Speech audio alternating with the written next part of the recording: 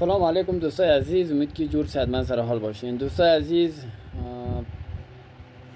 آدم وقتی که بعضی از مسائل مهم را در سوشیال میدیا میبینه مجبور است که یک ویدیو دربارهش بسازه.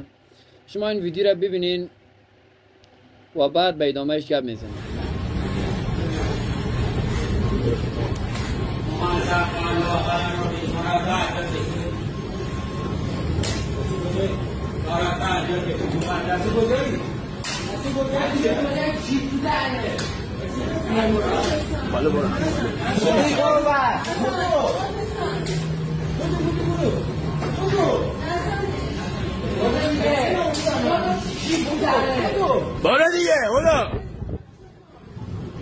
خب دوستای عزیز، ویدیو را دیدین.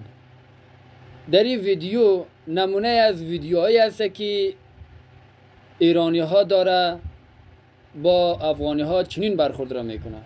خیلی سالها طول کشیده که این چنین رفتار بدی را ایرانی ها با مردم افغانستانی، مردم با شرف، با ایمان، با عزت، با وقار مردم افغانستانی بازی میکنه. دور از آدمای خوبی ایرانی که با شرف هستن، با عزت هستن، با آبرو هستن، برادر هستن، هم دین هستن، هم فرهنگ هستن، دور از آدمای خوبیتان.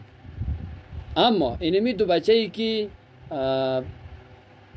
با افغانستانی، با یک بچه افغانستانی میایه برخورد میکنه، طرز برخوردش انسانیت واری نیست. طرز برخوردش آدمی همچون ابله، آدمی همچون کسی که در کوه بیابان کلان شده باشه، در میدان آمده باشه، آدم را دیده باشه، با او چنین برخورد را بکنه.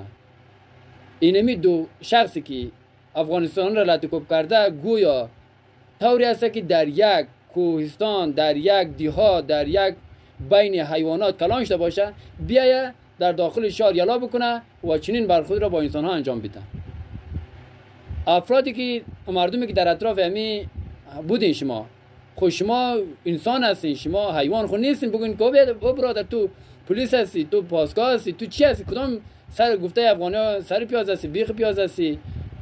کدام شینگ بولانی هستی تو که میای این چنین برخورد را با این بچه افغانستانی انجام میدی؟ درست است اگر غیر قانونی رفته، من میگم غیر قانونی رفته باشه، با وقار، با عزت و با آبرو از کشورتان خارج بکنیم.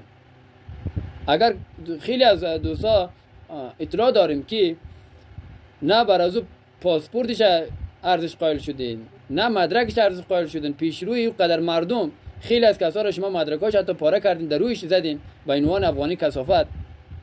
این کدام رقم برادری است که شما میگین که ما برادر افغانستانی هستیم، ما برادر همدین افغانستانی هستیم، همزبان افغانستانی هستیم، هم فرهنگ افغانستانی هستیم، با تمدن افغانستانی هستیم؟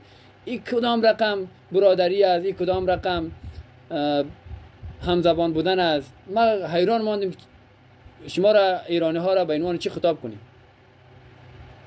گفتم دور از آدمای خوبیتان، آدمای خوبی با شرفی، با عزتی، با آبرویی همچنان اشخاص هم در ایران وجود داره.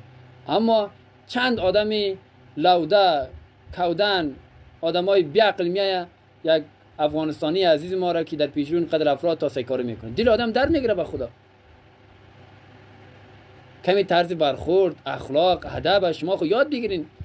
شما خودتان ایرانی ها، شما خودتان خود آدمای با فرهنگ، با تمدن، با قلم خطاب میکنیم. خب شما امی افغانستانی ها در کنار شما بیشتر از 40 سال است که زندگی میکنه، در جنگ های مختلفی با شما در کشورها جنگیده. ایرا شما چین پوشی کرده نمیتونید، سربازگیری کردین از این مردم افغانستانی که در کشور شما بود. ایرا شما پوت پنهان کرده نمیتونید، ایرا دنیا هم پوت پنهان کرده نمیتونه. ایرا باید آگاه باشین. اما این رقم خود طرز برخورد عالی گفته بعضیا خریتان از گل تیر شده، این رقم برخورد میکنید. کمی اخلاق، ادب، شرف، عزت، طرز برخورد با انسان ها رو یاد بگیرین. شما ایرانی هایی که از انسانیت دور هستین، گفتم دور از آدمای خوبیتان.